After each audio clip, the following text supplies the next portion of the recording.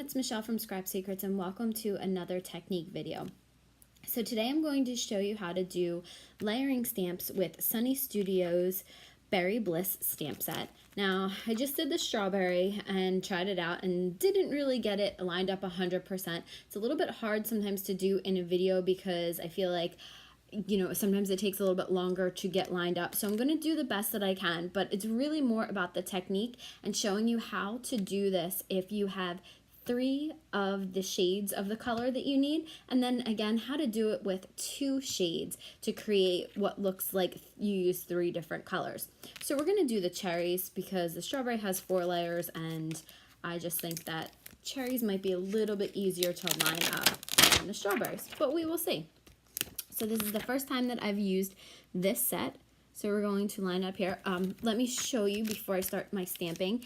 If you look here, you can see it says 3A, 3B, and 3C. Let me make sure you can see that.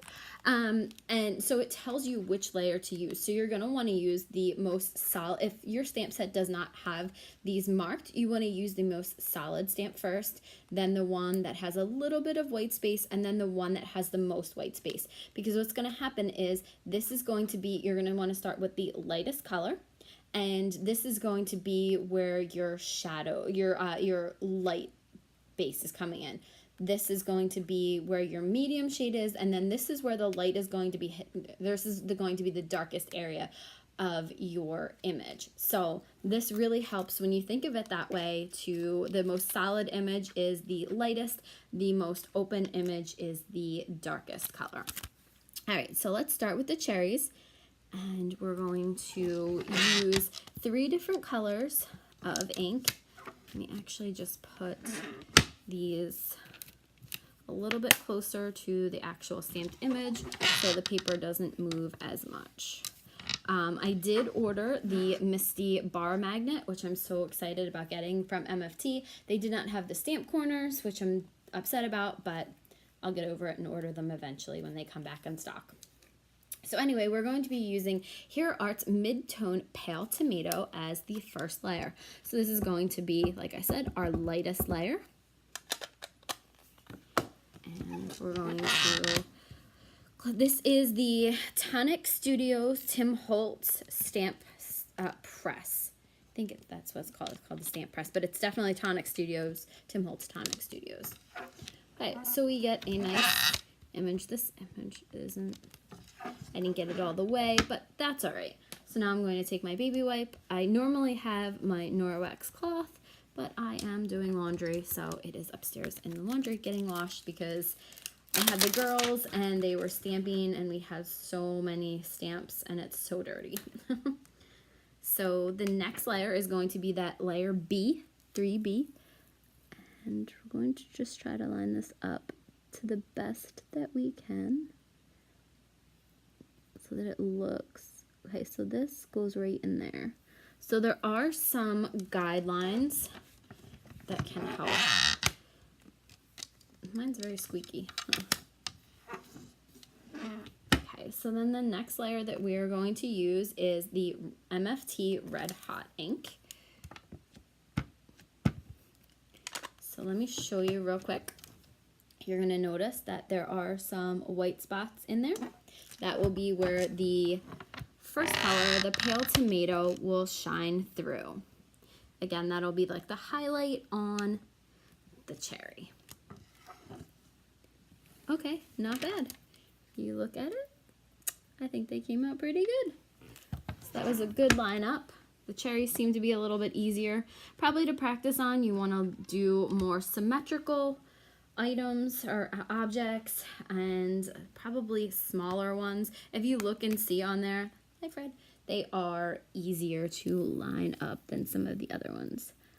So these actually have like a little notch cut out at the top, and if you just line that up with this one, looks to be the easiest. So third time we're stamping, and we are using the Hero Art Mid-Tone Red Royal ink. So this will be the darkest color, and I will show you again before we stamp down that there's a lot of white space, a lot of space that does not get the stamped color. So this will be the, oh, those look awesome. So now, if I probably would have done a little bit of a different color combination. I probably would have done a darker color for the first and second, or maybe a lighter color for the third. But anyway, that's the layers. That's how you do it. And then you would do the stems the exact same way. So that's if you have all three colors. Now let's go back and let's pull out one of these.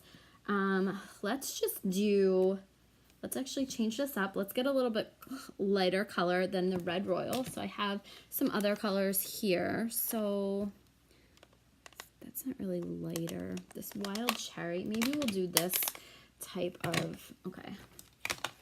So sorry, just on the fly, just trying to figure out which colors. Do Pale Tomato and Red Hot, or let me see. Let's do Pale Tomato and Red Hot. Okay. So I am now going to do the version where you only have 2 layers. So, or 2 colors for 3 layers. So the first thing we're going to do again is start off with the lightest color, which we did before. We are going to use the Pale Tomato again. So we're going to use this once. And there's 2 different ways you can do this. So you can do it this way or other way. Hold on one second. All right, so let's line this up.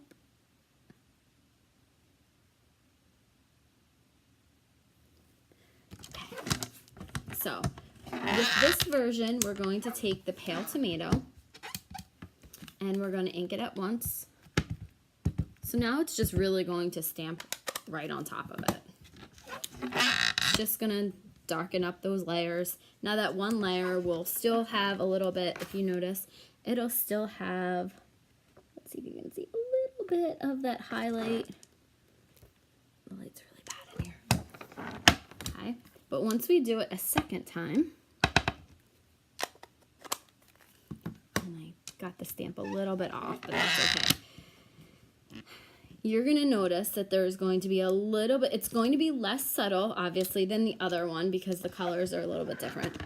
But you're going to notice that there is, using the same 2 inks, you're going to notice there's a difference between layer 1 and layer 2. Let's see. See? You can notice the difference between layer 1 and layer 2. So then we'll do layer 3 with the darker of the 2 inks that we're going to be using. Oops, let me just get my hair out of the way. I should have pulled it back. Okay, so here it is, and then this is going to be our darkest color. Just make sure it still lines up. Paper shifted slightly, and then that is going to be the Red Hot ink that we're going to use.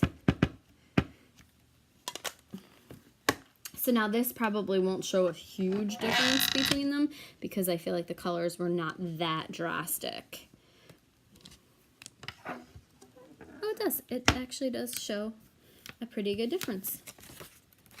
So you can see here the difference in the shades. So this is using 3 colors. This is using 2.